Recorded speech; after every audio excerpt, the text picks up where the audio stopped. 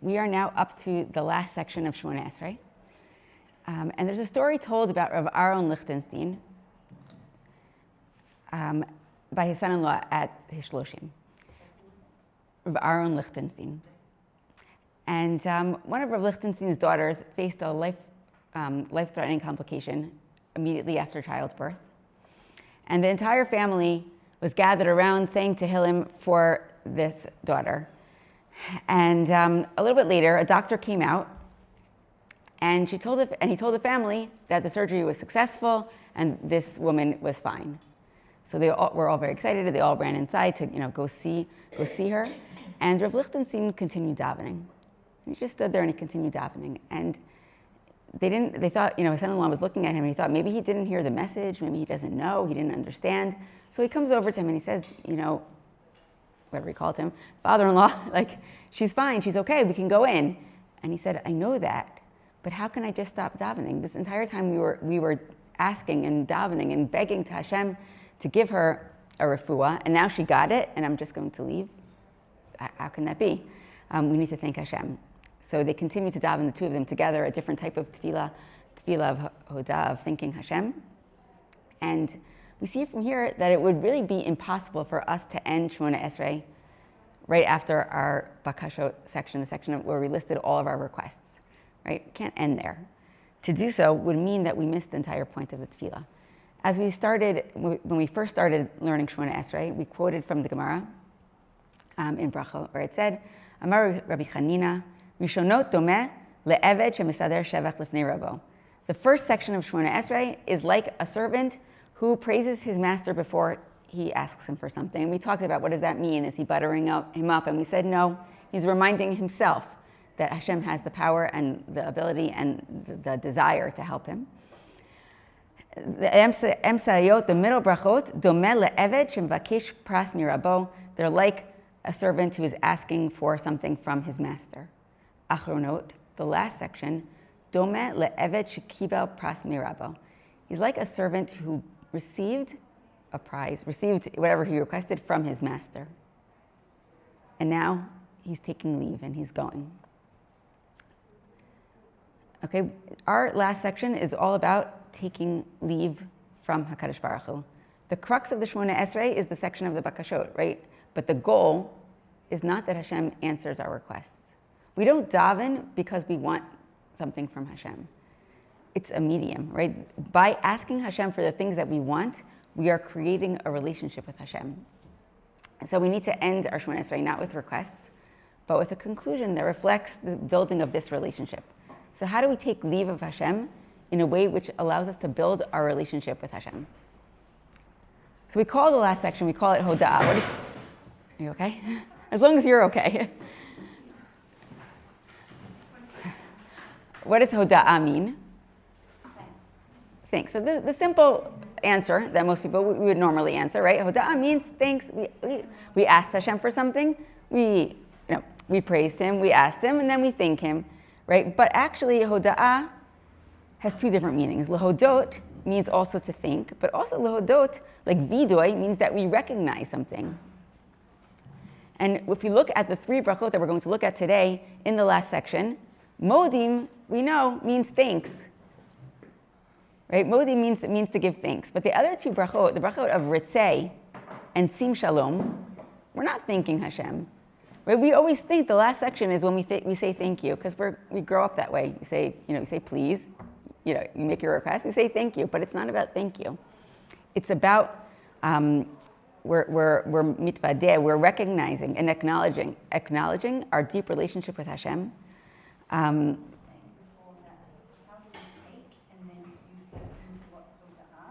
Right, because I'll tell you, people quote this Gemara, right? People know Shemona Esrei is like a servant who's asking for something. So they'll say, we give praise in the beginning, we ask for our things, and we say thank you. It doesn't say that. It says, Achronot domeh le'eved shekibel pras mirabo. The last ones are like a servant who got what he received from his master. It doesn't say what he's doing, right? We assume it's a thank you, especially because we have modim right there. But it's not only about thank you. It's about the way that the servant now takes leave from his master. He got what he wanted, and now where does that lead to? If it's a technical relationship, and often with a master it might be, he got what he wanted, he says thank you, and that's it.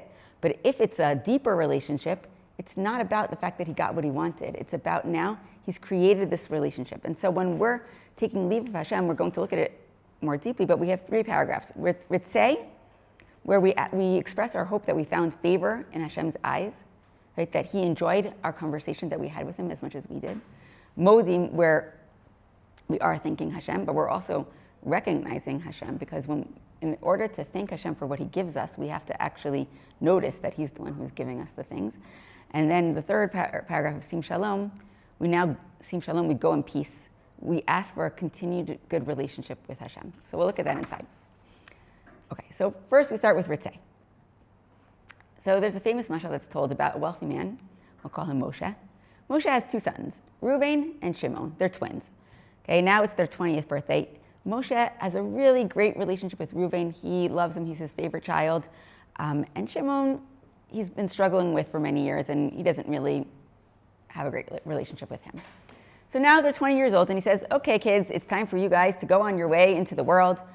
To Reuven, to Shimon, he gives him a suitcase full of $1 million. To Reuven, he gives him $50 and a cell phone.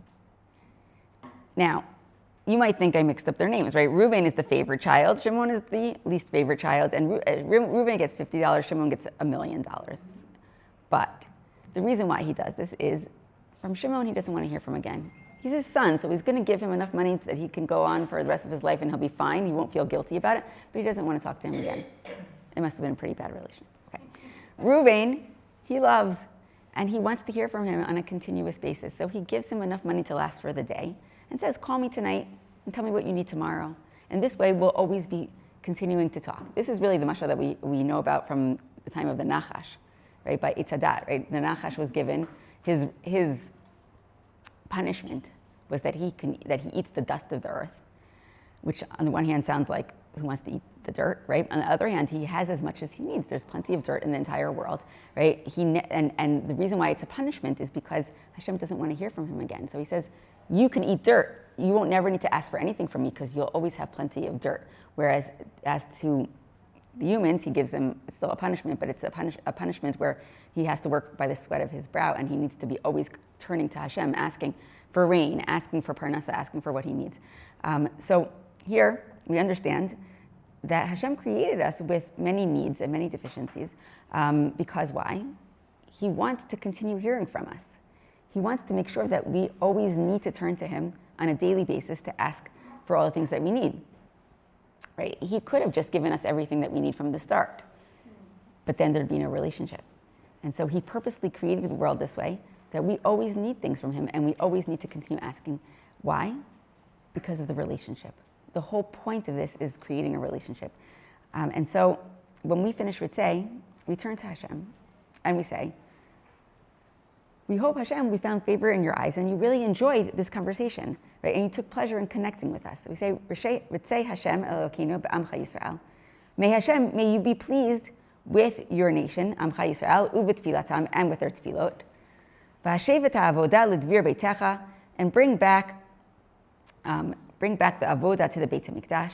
V'ishei Yisrael tfilatam b'ahavat tekabel b'ratzon, and may you accept with love the korbanot of Bnei Israel and their tefillot. Utihi l'ratzon tamid avodat Yisrael amecha, and may our service of you, Hashem, always be l'ratzon. May you always find favor in it. V'techazena einenu b'shuvcha l'tzion b'rachamim, and may our eyes witness the return to Tzion with your mercy. Baruch atah Hashem ha'machazir shchinato l'tzion. Blessed are you, Hashem, who brings back your shchina to Tzion. Okay, so what are we doing here? Right, in this bracha, we see like a kind of combination. Right, on the one hand, we're asking Hashem. First of all, it sounds like a request. Right, we just said we finished the bakashat section. We're asking Hashem for 2 things. Number 1, that He should be pleased with our tefillah, and number 2, that we should witness the return to we should have the Beit HaMikdash again. So this kind of sounds like it should have been back in the bakashot. Right, these are requests, and yet they're over here at the end. And why? So the Rabbeinu Yonah explains that in the Shari Tshuva that sometimes Hashem fulfills our requests, but He's still not happy with us. He's talking about in the context of forgiveness, but really in general, sometimes the same way that, what was his name? Our father, Moshe, right? The same way that Moshe is the father still of Shimon, he doesn't like him, but he still feels obligated to provide for his needs. So sometimes Hashem can provide for our needs because he's our father, but we don't have a good relationship. That's not what we want, right? Our goal here is not just to get the answer to our request. The goal is that we've created a relationship. And so over here, we are making a request, but it's not a request in the technical sense of the word, like please answer our request. We're not asking just Hashem, answer our request. We're asking Hashem, our goal was to create a relationship.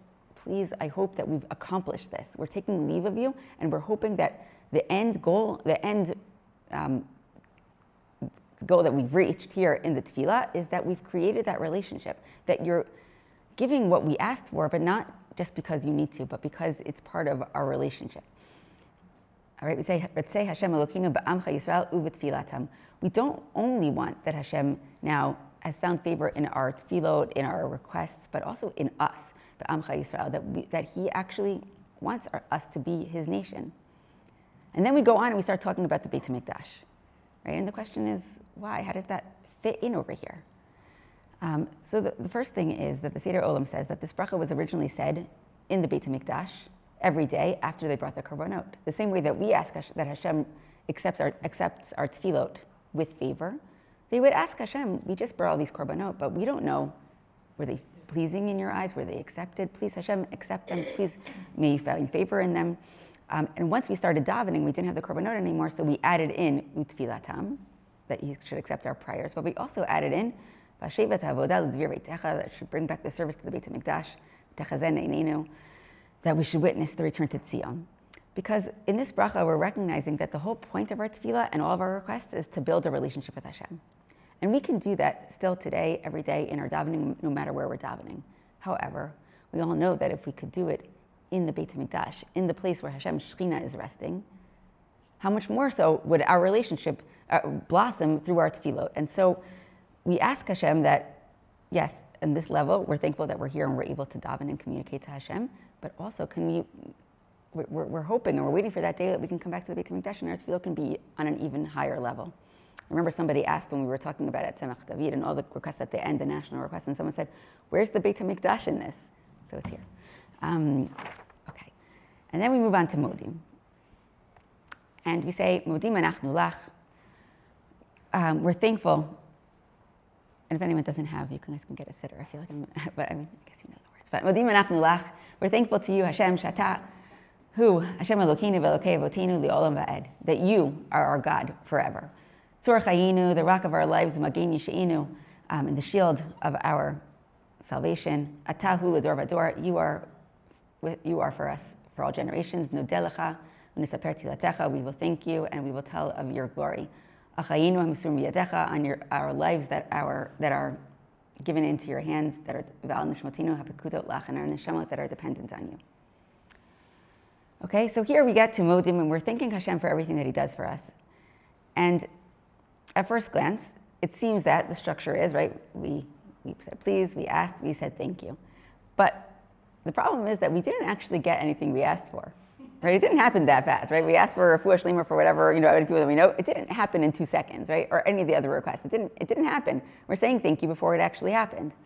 So there's 2 ways that we could look at it. The first is that what we've been saying all along, where we have these brachot where we say like Baruch Hashem Goel Yisrael, right? Things are written in present tense, right? Hashem is continuously redeeming us. He's continuously, I don't remember which other brachot were in present tense, maybe you guys remember, but when we ask for something, we're setting a process in motion, and we don't see the results obviously in 2 seconds, but from that moment on, right, we've put in a request to Hashem in a very real way, and we're recognizing that Hashem is the one to turn to and that he can provide for us. And as soon as we do that, we've put this process in motion where Hashem is setting the stage, he's planting the seeds to begin the process of giving us what we've requested. It might take 20 years, but it started. And so we can already thank Hashem for having put that process in place. The other answer is that we have the confidence and we have the bitachon. We know Hashem is going to answer us. Maybe not in the way that we wanted, maybe not at the time that we wanted, but Hashem is listening to us. And so even though we don't see yet, and these answers really go together, but even though we don't see yet that we've received what we've asked for, we can say with full confidence, thank you, Hashem, for having listened to us and for we know that you're going to provide what we need. Thank you. Another answer is, right, we're not thanking Hashem for having granted us for the specific request that we asked for. Rather, we're thanking him for the opportunity to appeal to him in prayer, right? This fact that we, as mortals, can now have the ability to speak to the Almighty and ask him for whatever we want, whenever we feel like it, is really unbelievable, right? That's not a normal thing. You can't go to the king and just ask for whatever you want, but we've been saying all along that even the smallest things, we can and we should turn to Hashem for them, and that's an amazing thing that we have that relationship. So when I say that, and I think Modim, I always think about all the things that Hashem has already given me. B'chol yom, every day he gives us so many tzedakos and so many good things in our lives that we should always thank him for all the things Correct. that he gives us continuously and in the past. And I went to a shir with Rabbi Pesach Krohn, and he said when you say Modim, you should always stop and think of all the things, one thing or two things that Hashem has given you that you want to thank him for during your tefillah. Amazing. And the reason why we're able to do that, why we have that mindset, that we are able to recognize it, is because we've gone through a process where we've asked him, we recognize in the first section who he is and what he can do. And then we ask him for things. And when we ask him for things, the more that we ask him for things, and even this is even in our regular lives when we're asking for the small things, then we're able to recognize that Hashem has done for us, right? If we don't put in those requests, if we don't recognize from the beginning, like he's the one to turn to, so then when we get what we want, we don't always remember where it came from.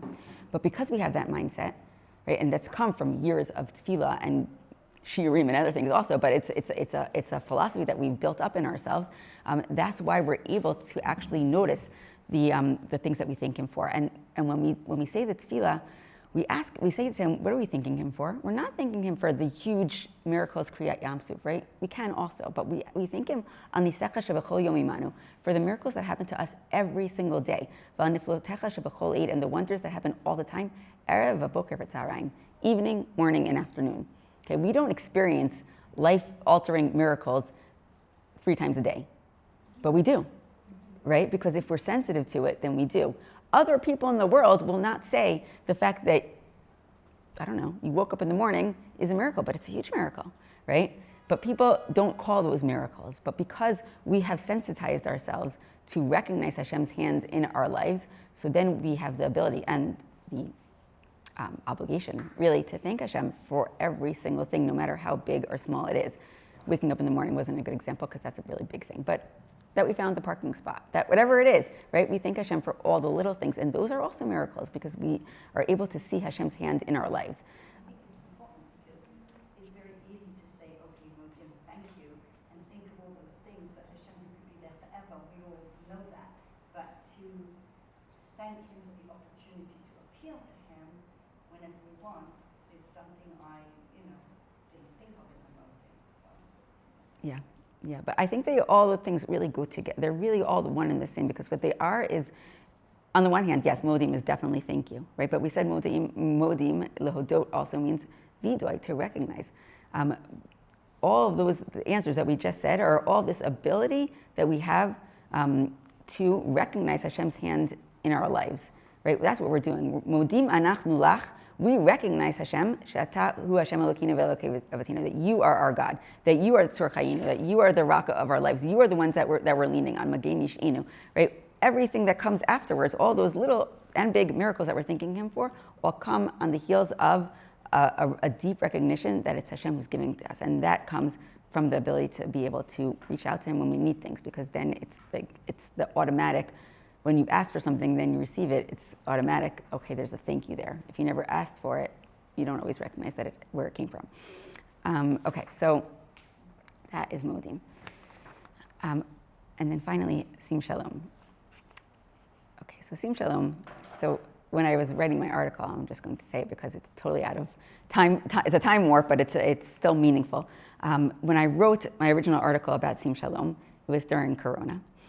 And the Shabbos before I wrote it, I don't remember if I was in Bidud or I had Corona, I don't know. But I wrote about my Shabbos experience. And what we used to do, probably not in the beginning when people were very, very strict, but at some point along the way, when somebody in our family was in Bidud, on Shabbos, we didn't want them to feel completely separated from everyone, so the person would sit on top of the stairs, and we would all be on the bottom at our table eating, and they would be able to kind of feel that they were part of the Shabbos meal, but not be too close.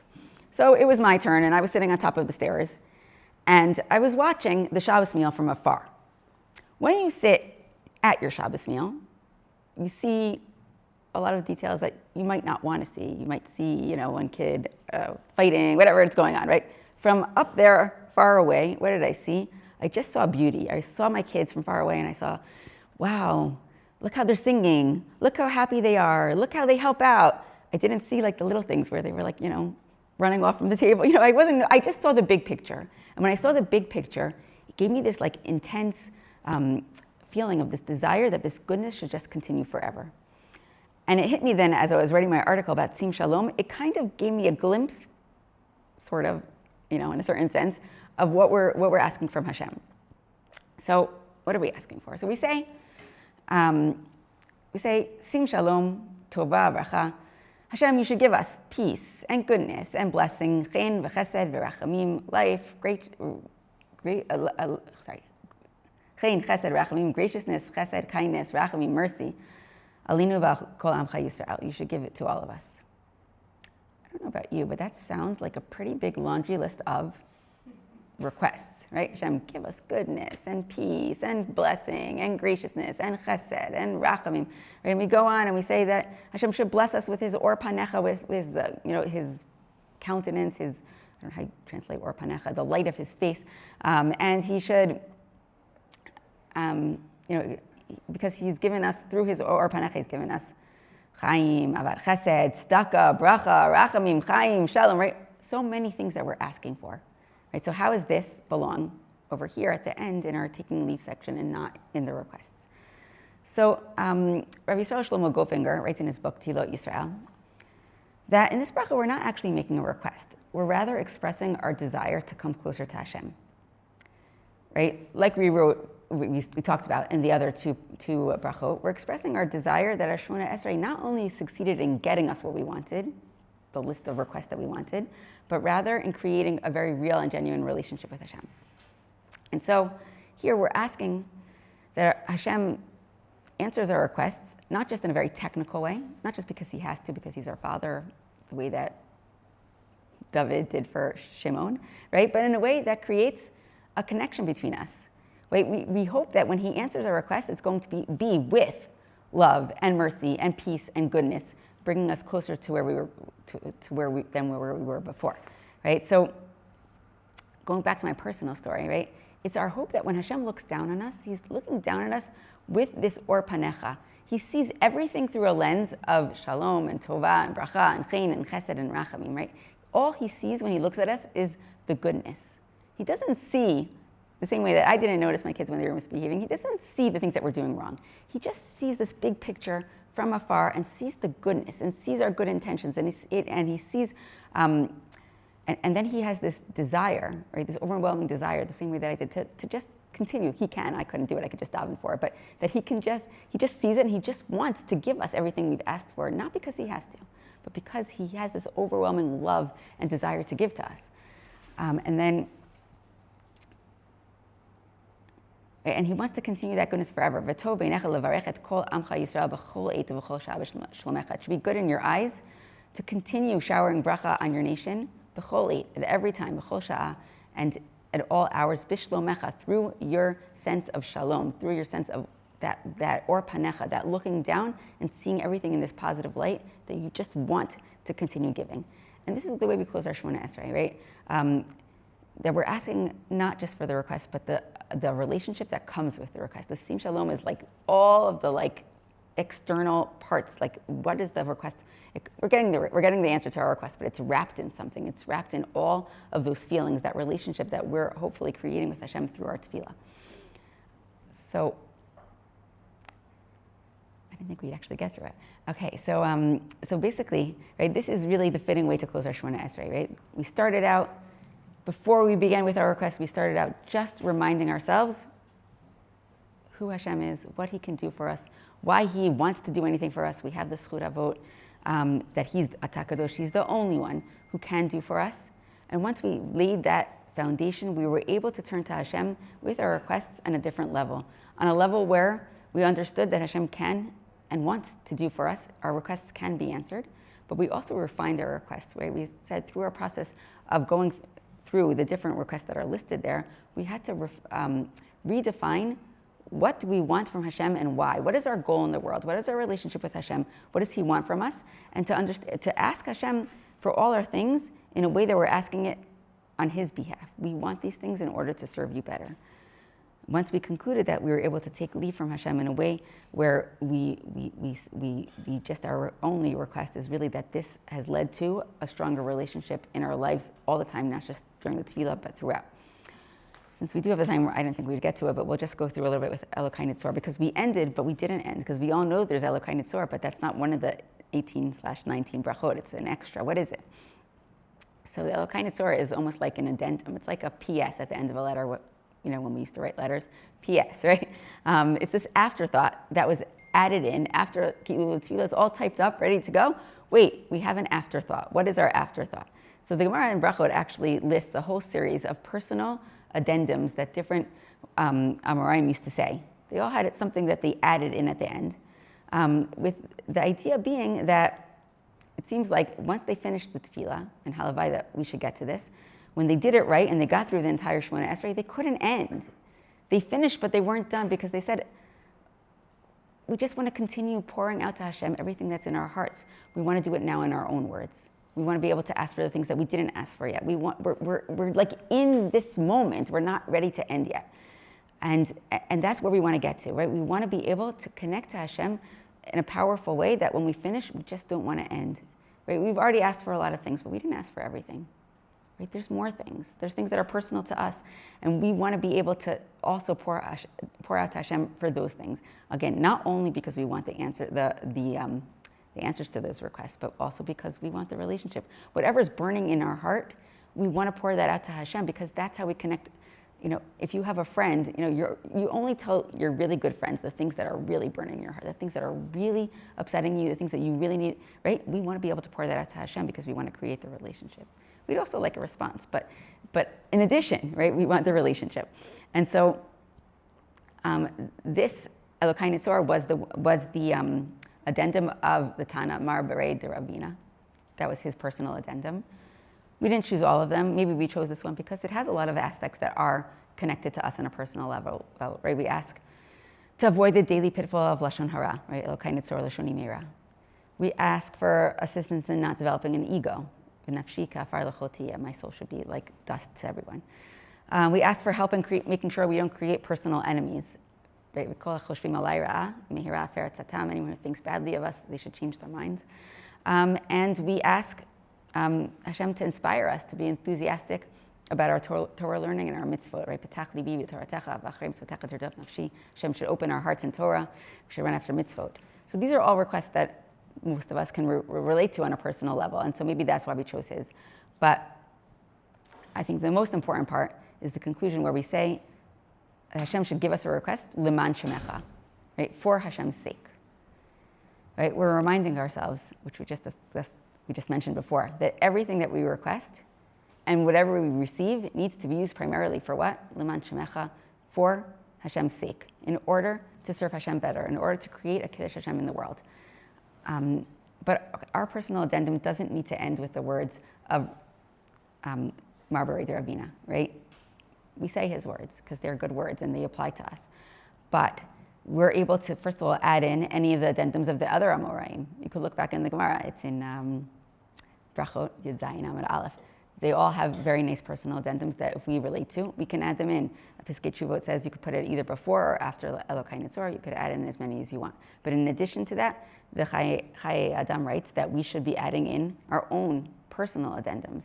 He says, V'ra'oi lekol adam, it's worthy for every person, lihtpalel b'chol yom, to daven every day, b'yichud individually on a private level, al tzrachav u'parnasazo, on his needs and in his parnasa.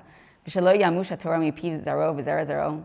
He should daven about his children and his grandchildren, that the Torah should never leave his family. V'shiyu kol yotzei chalatzav ovdei Hashem be'emet, that all of his future generations should be real ovdei Hashem, And he goes on and he says, and he lists about a bunch of other things, but he says, V'chol ma sheyodea b'libo shetzarich lo. He should ask Hashem here for anything that he knows in his heart that he needs. And we talked about this by Shema Kolinu. And we said, right, it's different than Shema Kolinu. In Shema Kolinu, we had to keep things brief because we didn't want to get distracted. We're still in the middle of Shemona Esrei. We can't start going off into la la land of all of our needs. We think about the things that we need for today.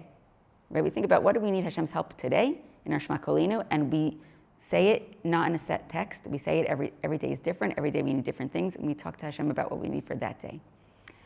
But here, at the end of Shemona Esrei, is our chance to really daven for whatever we need. It could be the same text every day, because these are big overarching requests. So if we're asking for Shalom Bayis, if we're asking for the chinuch of our children, if we're asking, whatever it is, shidduchim, whatever requests we're asking for that are not necessarily in the daily, in our text of Shemona Esrei, those things might not change. B'ezrat Hashem, they'll get solved and we'll have new problems, but they might not get changed for a long time. But so we can write our own tefillah. We can say the same thing every day, or we could not. We could say it in our own words every day, and we could say it as long as we want because we finished Shemona Esrei. But here's our chance to actually, now that we've reached this climax of time where we've brought ourselves to a certain level, if we've done it right, in our relationship with Hashem, that we can really just stand there and pour out everything to Hashem. B'ezrat Hashem, we should be able to reach this level. It's not easy. It's much easier to talk about it. I'm saying it. I don't get there. But I think that every day, again, and we've said this a lot of times, if we can just try, take one section, teach one part, focus in on something, one line, anything. Even if we're not going to get to this, but we've kind of, what we've done in this class is just opened our eyes up to where we might be able to get to, what our goal is, where, we have many more years, B'ezrat Hashem, to get there. It's a process. But to be able to work towards a process, to know that where our tefillah is supposed to be getting us to, and B'ezrat Hashem, one day at a time, we'll be able to get slowly towards that goal. Thank you so much for joining me, and have a great